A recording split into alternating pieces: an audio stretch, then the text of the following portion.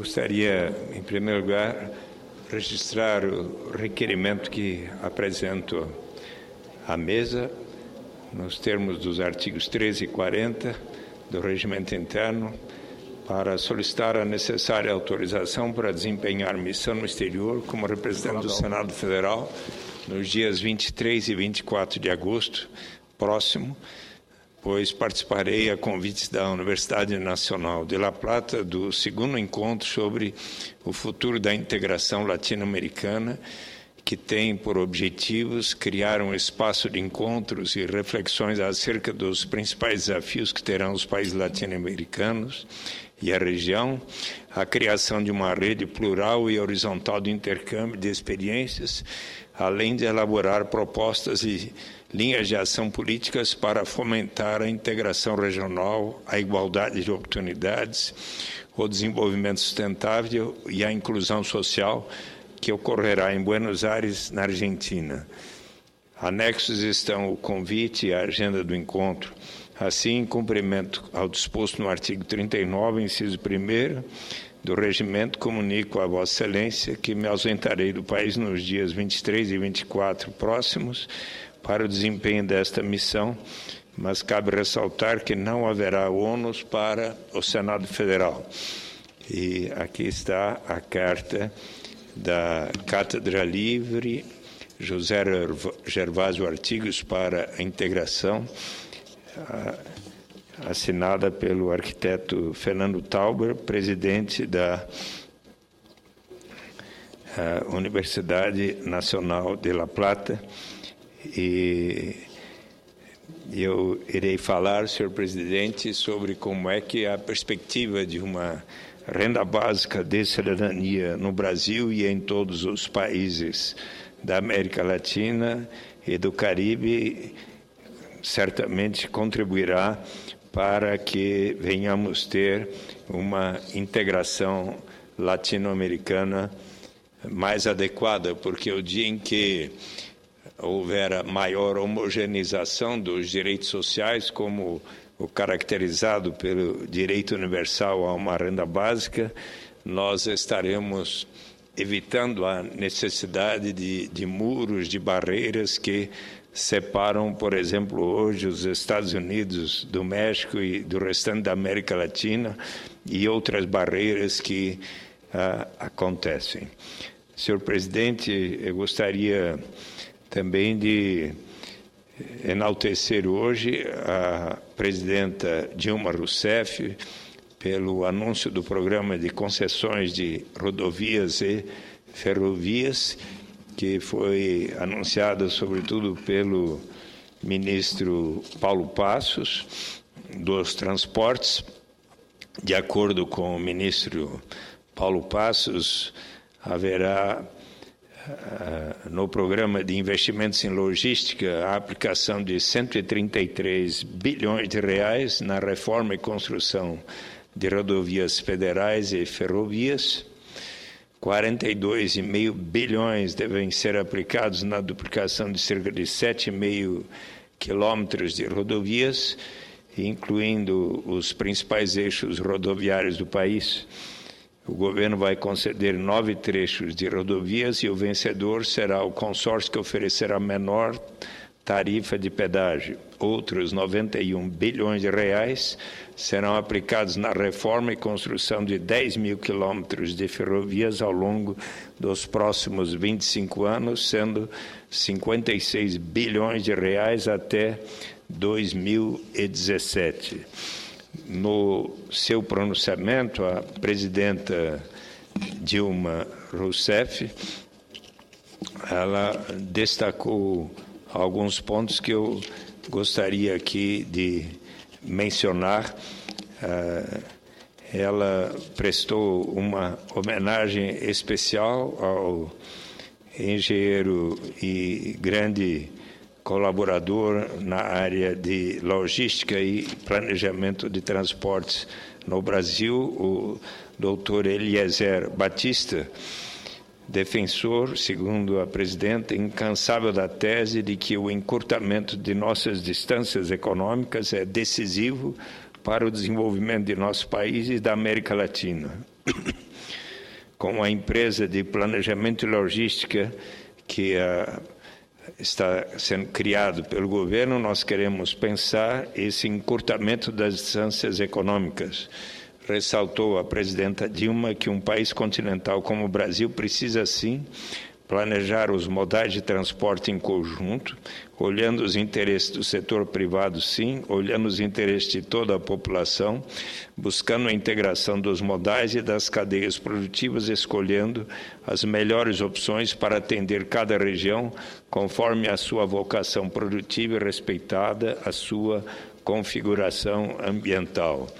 Observou a presidenta Dilma que investimento é uma palavra-chave, investimento para melhorar e expandir a infraestrutura logística, para garantir a continuidade e a aceleração do crescimento e investimento para reduzir custos. Os 133 bilhões de investimentos que estamos anunciando hoje são decisivos para desatar vários nós.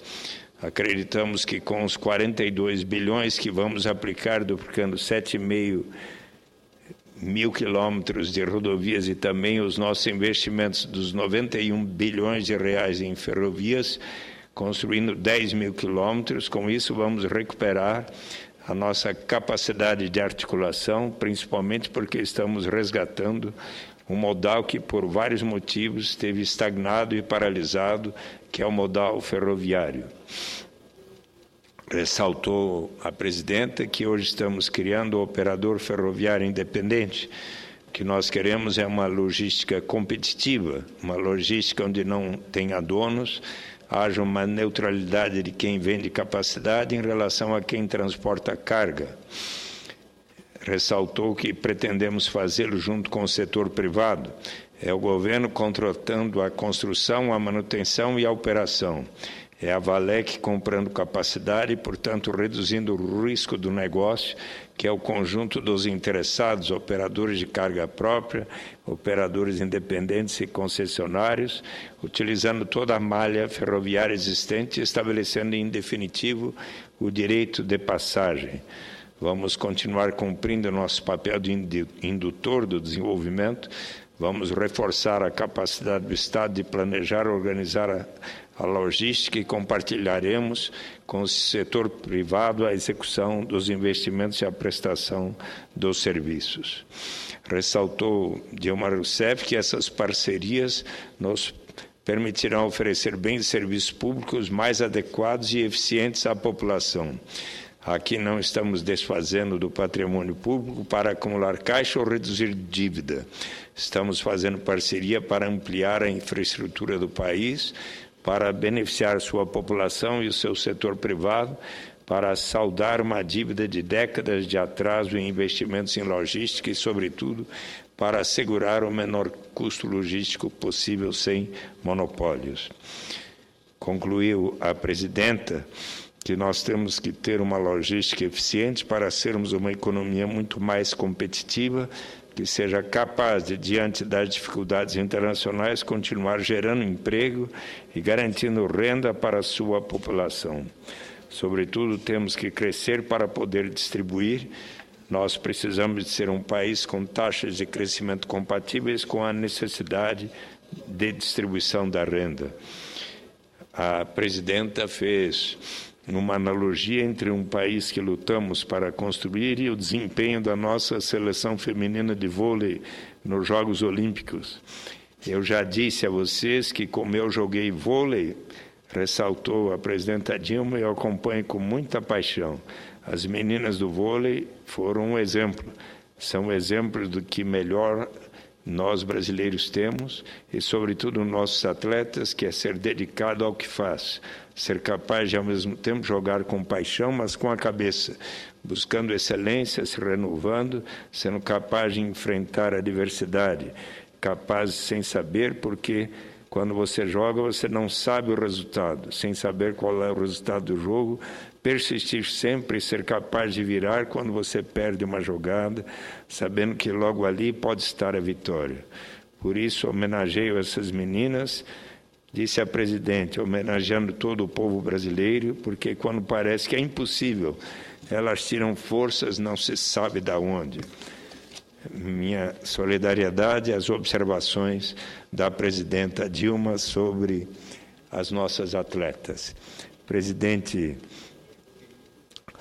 Cidinho Santos, eu gostaria aqui agora de ressaltar algo que me pareceu muito especial no que diz respeito ao lançamento do plano de governo anunciado pelo ex-ministro da Educação, Fernando Haddad, candidato do Partido dos Trabalhadores à Prefeitura de São Paulo, quando, na última segunda-feira, ele apresentou o seu plano Um Tempo Novo para São Paulo.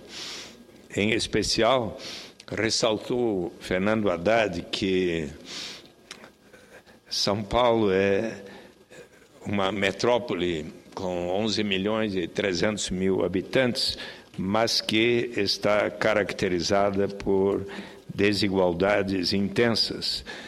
Eu aqui vou citar alguns dos trechos do plano de governo de Fernando Haddad. A análise dos números e a visualização dos mapas dos principais indicadores de São Paulo mostra que se trata de uma cidade profundamente desigual e desequilibrada. As desigualdades e os desequilíbrios constituíram ao longo do próprio processo histórico de formação da cidade. Foram poucas as autoridades estaduais e os prefeitos que pensaram e agiram na cidade a partir do planejamento. Muitos dos planos elaborados foram ficando amarelados ao longo do tempo, jazendo nas gavetas da burocracia e da ineficiência. Mudar os rumos e os sentidos dessa história não é fácil, mas é o que se propõe o candidato Fernando Haddad. Os mapas da educação, renda, IDH, com a desigualdade em emprego, equipamento, serviços de saúde e vulnerabilidade social mostram indicadores num nível acima da média no centro expandido da cidade, um nível médio satisfatório no seu entorno e um nível muito abaixo da média na medida do afastamento do centro e no sentido leste, sul e norte da cidade. As regiões centrais, sudoeste e o início da Zona Leste concentram os empregos, os melhores hospitais, as melhores universidades, a renda, a infraestrutura urbana e as oportunidades. Entretanto, não são as mais populosas da cidade. Quando os mapas dos indicadores são sobrepostos, é possível notar uma significativa área de coincidência entre as deficiências educacionais, de renda, de emprego, de saúde, de habitação nos lugares mais afastados do centro. Além disso, as regiões menos desenvolvidas também são aquelas em que a desigualdade gera mais violência.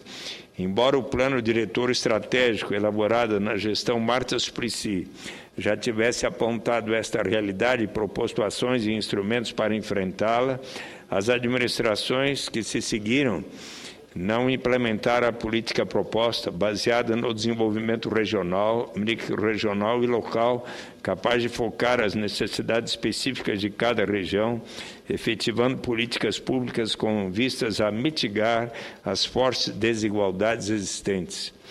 Os números demonstram que o modelo de desenvolvimento econômico e social de São Paulo continua concentrador e excludente.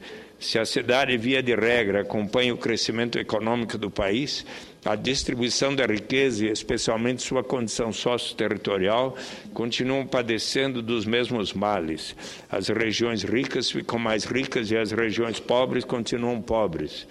Enquanto o Brasil avançou na redução da pobreza e das desigualdades, Serra e Kassab pouco fizeram em São Paulo para enfrentar esse problema. São Paulo continua a viver a síndrome de Belíndia, termo que foi criado pelo economista Edmar Baixa, concentrando no mesmo município bolsões de riqueza e pobreza. Como os indicadores do desenvolvimento geralmente são medidos para o município, há certo mascaramento da realidade.